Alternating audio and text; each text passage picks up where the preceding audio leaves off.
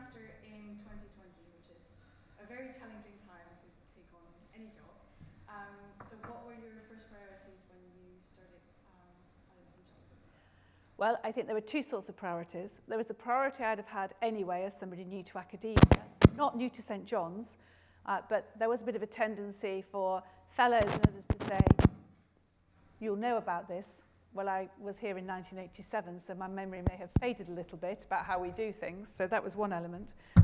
So I was absolutely committed to spending time individually with every single fellow. We have 157 fellows, so that was one priority, get to know them, get to understand the college and academia. But of course then that was a complete overlay of COVID. And when I arrived in September, we were getting ready to welcome students back, and we did what a sort of technical term is sort of have the drains up for a week to look at every part of college life and where we were most vulnerable to not being able to have our students living, active, fed, kept secure in college. So those are the sort of the two twin priorities. Any other grand ideas I might have had went out of the window. And it was quite lucky that I arrived. In fact, I was still chairing a public health body at the time, but I'd been chairing a public health regulator for 5 years. So I was used to dealing with public health related crises, albeit in food. But at least I kind of came with a mechanism of knowing how to do that. Mm-hmm. Yeah, that's really interesting. Oops, I don't know if my... Is that me or you? I don't know, someone's running around. Which mic is that? Is it this one? I just press it for you.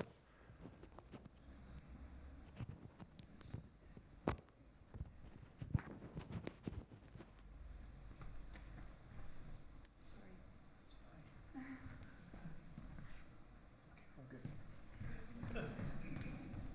Perfect.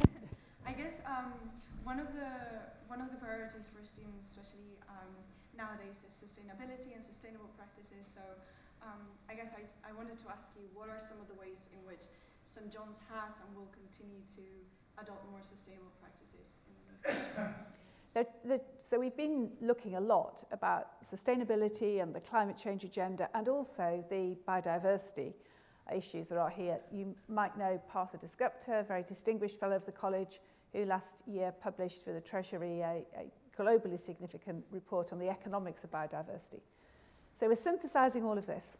At the kind of day-to-day level, there's a scheme across the university which looks at green impact. And the college is a platinum sort of category award winner in that. So that's regular improvements in the sourcing of food, how we manage waste, the kinds of materials we use. We look at it in building projects, so we have very high standards in building projects. But we'd also made, like many organisations make, a very high-level commitment to becoming carbon zero, but we hadn't got very far with the plan.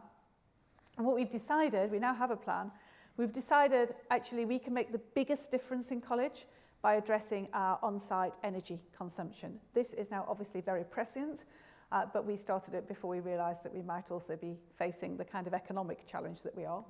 And we've decided we're going to try to halve our on-site energy use, which is really hard with the historic estate that we have, by 2030. We have a team of fellows who are working incredibly hard on looking through the data, looking at the technology. We're talking to the planning authority about what we might do. We're talking about air source heat pumps, ground source heat pumps, taking heat out of the river. 2030, we probably won't make it, but if we don't go for 2030, we won't have done it by 2032. But we were also really clear with the student body that if we're going to do that thing, which is the biggest single difference we can make, it will be that. That is our focus. So we've said that we can see there are other things we could do, but this is the biggest change. It's really expensive, it's really complicated, and that's our focus. And we will be deciding through the course of this summer what we do next around that, putting in some trial units on crypts. We're looking at them. We're doing some trials on some of our off-site properties. We're looking at putting some meters in to see how students use energy, about the behavioural change, that good old thing about putting on a jersey and turning down the radiator a little bit. So there'll be a mix of measures, and we'll see how they go. Yeah, that sounds like a really ambitious project, but it's also really exciting. It's really exciting. And the other thing worth saying, we're a research and educational institution. So the other thing we're doing is we are, very unusually for the college, we're funding a PhD to sit alongside this work. So somebody's getting a research qualification out of it, but also it means that we're getting really good quality analysis and evidence we can share with others, because we're not the only institution in the country or the world with a complex, ancient, sort of built estate to work with. Mm-hmm, mm-hmm. Yeah, that's really exciting. And I guess like another very exciting project ahead is Free Places, the Dawson Free Places scheme. And as a studentship recipient, it's something I'm personally very excited about. And I guess I wanted to ask you, how do you think this will strengthen the college? How will affect the lives of the recipients? So I'm sure you will all know about the Free Places scheme. So this, somebody's offered us £14 million, which if we can make it into £25 million, you can say that really quickly, it takes a lot more effort to do it. But if we can make it into £25 million, a permanent endowment, then we will forever be able to give entirely free places, so no tuition or maintenance costs for UK students from some of the very least advantaged background. So it's a really important step, and we have stuck our neck out on this. We'll be the first in the UK to do it if we can do it. I think that's so important for Johns to be pioneering in this space. I think it's exactly the kind of leadership a college of our size and weight and reputation should be showing. It'll mean that we can now compete with the Ivy League universities who can attract some of these incredibly talented young people across to America. Now that's great if they want to go, but I want them to have a choice to stay in the UK. And what it really means for them is, if you're from a background where you cannot contemplate taking on a debt, which is more than your entire family lives on in a year, and you couldn't even dream of having that conversation with your mother or your father about being able to think about it, we are giving you the confidence that we can help you get here. You've got to be dead smart. This isn't a sort of, this isn't a project for young people who aren't good enough to get here. It's a project to get those who absolutely have the talent and the capacity to thrive here, but to bring them to our door. And I think it will be, I can't bear the thought that we don't make it. We've got to build this fund. You know, go back to Lady Margaret Beaufort. She founded St John's because with a mission that she wanted to see the number of students, young men in those days, coming to Cambridge from poor backgrounds double. And she founded John's particularly because she wanted it to be part of that mission. So it goes right back to our history, this. We have got to make this happen. Yeah, you definitely have to. I think when the news came out, we were all really, really excited. It was great news. But it's not the only project. We also have the community hub, that is almost about to be finished. And how do you think that the new community hub will benefit the student community? Well, one of the things, so you're probably all thinking, what have they done in second court? Everything's closed. And in fact, I was talking to our MAs, so our 2015 and 2016 matriculation years came back for their MAs on Friday. And at lunch, I told them that we were going to have a new buttery and a cafe, and we decided we didn't need a bar anymore. You should have seen their faces. Of course, we are having a bar as well. But why are we doing it? We're doing it because, and COVID's just, you know, the community impact of COVID has shown us this. This college, any college, the whole kind of model is about being together. What brings you together? Eating, drinking, having places you can gather. We also know that students now like to work in different sorts of ways. They'd rather work in a space that's a bit more populated and buzzy, noise-cancelling headphones on, but people around and some activity. And we don't have enough of that space in the college. So it's going to be lighter, perhaps a little bit nicer to sit in. It's going to be just as friendly and just as welcoming and very much Jonian. It's still going to feel like it belongs to the college, but it'll be open from 8 in the morning until 11 at night. And when those spaces aren't being the buttery or a bar or a cafe, they'll be available just to be used for workspace as well. So what will it do? It'll bring the college community back together. And we're already noticing after COVID how popular Hall is. So, and actually the temporary buttery that you've walked past in First Court, rammed. We've even put tables on the grass. Amazing. But I think it's going to kind of carry on with that sense of coming back together. And the other thing is, I think it's going to notch up our expectations of the quality of space we can provide. Because we're in a competition for talent, not just student talent. We're competing for the best research talent in the world. And the environment we create really matters. You know, the UK can't compete financially for the best academics in the world. So we're trying to offer this much more experiential way of showing them, be part of this community, be cared for, be valued, and we'll create a lovely place for you to be. And really, it's all about making it easy for people to succeed. It's a really long answer about a buttery, a bar and a cafe. But it's more than just the kind of the eating and drinking. Yeah, I'm really sad I'm not, because I'm graduating in June, so I won't be able to see it, but I'm really excited. Come back in November, yes, it'll be open. I'm sure it'll be great. I think you've already touched on this, especially when I asked you about the challenges you faced at the beginning, but what do you think the challenges will be in the next few years? It's hard at the moment to look beyond the immediate kind of uncertainty, economic uncertainty, and what the consequence of that will be for, not just for the college, but for members of college. As the cost of living crisis starts to bite. It's why bursarial support really matters. It's why the support we can give early career academics really matters, and that's a next priority for us to think about. It's very hard now to find a really good research position for lots of different disciplines, so our ability to bring that academic talent in is really critical. I think on the economic risks, though, we've got to be quite careful. You know, you can just imagine us deciding not to have pudding and thinking that's the best way to address the economic crisis. Actually, we're a perpetual institution, and of course we have a stewardship responsibility for our resources, and we are very focused on building the endowment and our financial resilience, and that served us well in COVID, and it also serves us well for academic freedom, and our independence really matters. But I think there'll be a moment in this crisis where we decide, well, where are we investing for our future?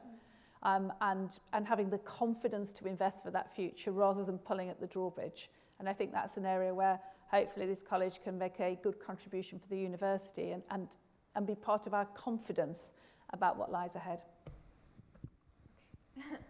I guess my next question is more about how St. John's is changing because, well, since I came here, I've often heard that St. John's, you know, is like an old college, very traditional college, and therefore difficult to change.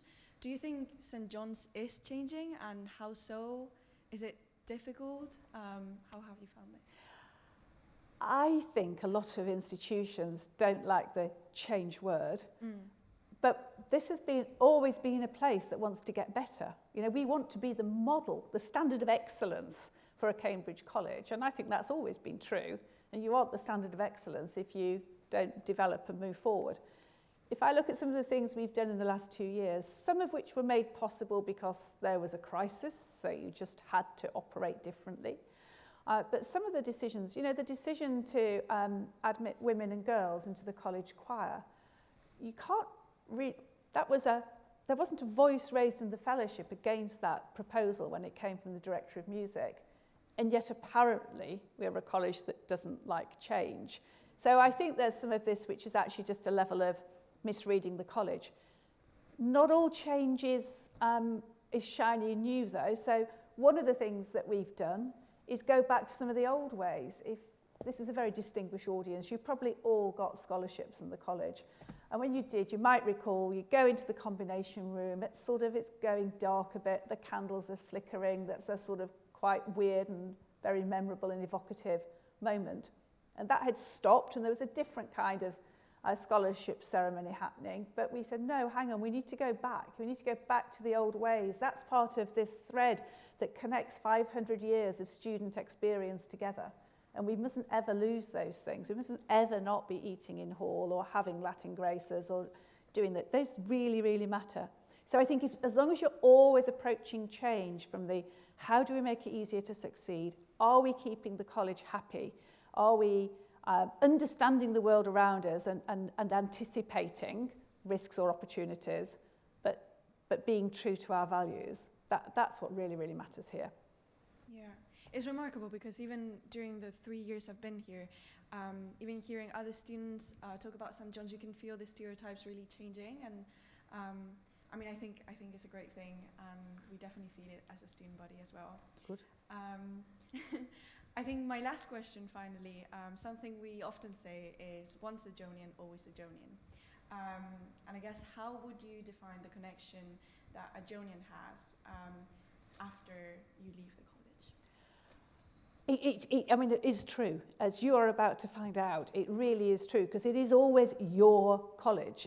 I love meeting alumni. It's one of the absolute joys of the job. There are many, but meeting alumni is absolutely one of them, because the affinity, the love, the kind of the recognition for how it's shaped your life, the concern, I mean, the very deep concern and the kind of challenge, good critical friendship from the alumni for what's the college doing and how are we making our decisions and how are we keeping the values alive. So I think sort of always a Jonian means taking with you a level of respect and understanding for academic excellence, however you're then going to go and use your amazing intellect, understanding the nature of building a close yet diverse community full of tolerance and understanding and fairness and a willingness to work together. Those are really important values. But also just a real sense of gratitude for having had the opportunity to walk through the great gate and belong. I think that's what it is, it's belonging. Yeah, I feel like we all feel that gratitude. I feel that gratitude. Everyone here will feel that gratitude, that amazing sense of, I still can't believe this happened to me. Yeah, definitely. Well, thank you so much. It's a pleasure. I'm really happy. We've got probably a couple of minutes. If anybody wants to ask me any other questions, if you think Paula's given me too easy a time. She hasn't, but if you think she has, or anything else you'd like to ask, one right at the back, you'll have to shout. How successful were the college's measures to limit the spread of COVID within the student body? Oh, what a good question. Well, students were students. I mean, I'm looking at you. You weren't all really good, were you? So our students were as mischievous and lived on the edge from time to time with COVID as any other young person in the country. And therefore, they did have a little bit of early transmission of COVID. And then they very quickly realised that that was going to not only ruin their life, ruin other people's lives, possibly in quite a worrying way, but also keep them locked in their rooms for weeks, week after week after week, not much fun. So quite quickly, I think, and Paula was a really important part of this as a student leader, everybody settled down to kind of get with the programme, that we'll all have a better life if we can all broadly follow the rules. I had a son still at university at the time. It was a horrible thing to go through if you're a teenager or in your early 20s, that level of restraint and the hardship that it created. But I was really proud of our students about what they did. And what we did in the college, we tried to be really clear from the start. We said that we do three sorts of things. We're an education provider, and that comes first. Teaching and learning, we will do all we can to carry on with teaching and learning. The second thing is we're a hospitality provider, and we'll apply those rules very clearly around hospitality, and we'll keep you fed as well as we can, and we'll enable as much of the wider life of college to go on as we possibly can. Might be a bit different, but we'll do things. And then the third thing was, and then we're sort of a domestic setting for some people, and those are the rules about domestic life. Stick to those rules. We worked really hard to put that framework in place in September 2020, and subsequently that became used by quite a few other colleges as well as a good way of being very clear. How are you thinking about your the things you do? What category do they fall into? How are we going to apply those rules across the college? And how do you blend them to get to keep your risk appetite where you want it, but to enable the broadest set of activity to carry on? We didn't have, I still don't think we've had a single case of student to staff or student to fellow COVID transmission that we know of in the college. So that's very impressive. Yes? You mentioned the sort of net zero policies. Is there any possibility of access to some of these policy documents? It'd be really interesting. Yes, that's on our website, although our website, if you were to ask me the things that are on my watch list, or things I would long to be getting on with, if anybody would like to support a kind of transformation of our communications on our website, please come and talk to me. So it's hard to find, but it's on there. And also the other thing we're doing in connection with that is we would really like to transform the college landscape. So actually, we all know it's good for you to be in green space. It's excellent. And we would like to have just a bit more livable space outside than there is at the moment. We've got lots of flat grass, and some of that will never change. But there are some places where the flat grass could be perhaps planted, a bit more occupied, space to read a book, do some work, socialise, whatever it might be. So we're trying to address, and that will improve the biodiversity of the college as well. On that aspect, would that extend to the sports field? I just don't know how we utilise the sports field. I just when I see the size of the sports field for a college in these days of biodiverse environment, I'm sort of very more appreciate that. But is there an element between two luxurious vast amounts of sports field? I think on our sports fields, it's inconceivable that we would significantly change that. So around the margins of the sports field, we're looking at how we can improve planting and make it more biodiverse. We're actually going to be putting in a new sports pavilion, which will be much more energy efficient. We share our sports fields now with a lot of colleges, so that's really important to us because college sport is really strong here. But in some of the colleges, it needs a lot more support, so we're really keen on helping move that forward as well.